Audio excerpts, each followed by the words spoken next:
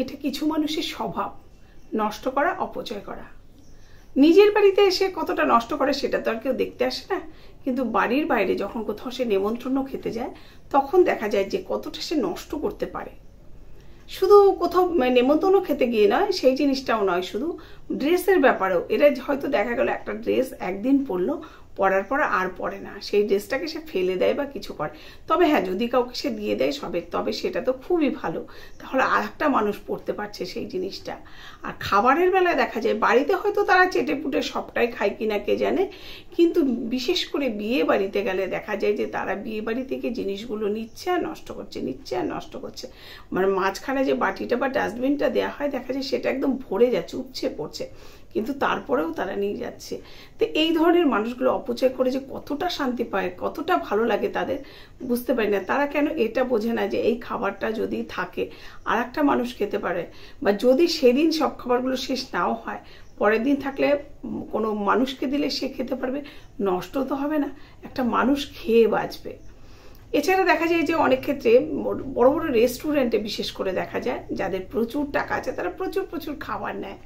হ্যাঁ, কারণ তার অনেক টাকা আছে, তার কোনো অসুবিধে নেই ওই খাবারের পয়সাটা নষ্ট হলে। তা সেখান থেকে হয়তো টুকরে টুকরে একটু আধটু তারা খাচ্ছে, তাদের হয়তো ওটাই ফ্যাশন বলা যেতে পারে, বা ওটাই তাদের সিস্টেম যে একটু একটু খাবার তারা খায়, কিন্তু বাকিটা তারা ফেলে দেয়।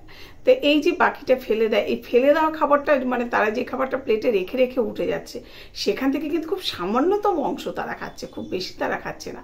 এবার সেই খাবারটা তো আর কোনো কাজে আসছে না, যাই হোক সেই খাবারটা কিন্তু ফেলানোই যাচ্ছে। তা আমরা যে মোবাইলে দেখেছি কিন্তু এটা যে ওই রেস্টুরেন্টের, অনেক রেস্টুরেন্টের খাবার আছে, যে সমস্ত খাবারগুলো কিছু মানুষ আছে যারা নিয়ে যায় রাত্রিবেলা, যখন রেস্টুরেন্ট বন্ধ করবে খাবারগুলো তো ফেলেই দিতে হবে, নষ্ট হবে, তখন নিয়ে গিয়ে তারা যে সমস্ত ছেলেপুলেরা বা বাচ্চারা, যেসব পরিবারগুলো রাস্তায় থাকে তাদেরকে তারা দেয়।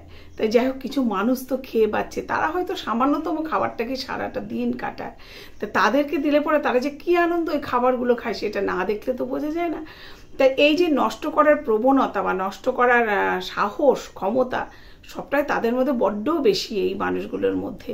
তা যাই হোক, এগুলো তাদের স্বভাবে পরিণত হয়েছে। এদের স্বভাবটা যদি একটু পাল্টায়, যে খাবার নিয়ে খাবার নষ্ট করবো না, যেটুকু নেবো সেটুকু খাবো, নষ্ট করার মধ্যে কোনো আনন্দ নেই, কোনো বীরত্ব নেই, কোনো গর্ব নেই নষ্ট করার মধ্যে। নষ্টটা তো নষ্টই। আমার মনে আছে আমরা একবার বেড়াতে গেছিলাম কোনো একটা মন্দিরে, সেখানে সেই মন্দিরেরই একটা রেস্টুরেন্টে যখন খেতে গেছি, আমরা 5 জন ছিলাম।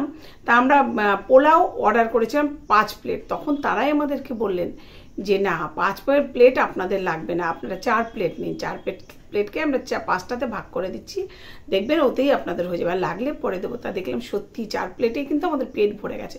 ওরা চাইলে তো আমাদের দিতেই পারতো 5 প্লেট, ওদের তো বিক্রি হয়ে যেত, কিন্তু ওরা চায় না নষ্ট করতে, ওখানে যেন একটা দানা নষ্ট না হয় মন্দিরে।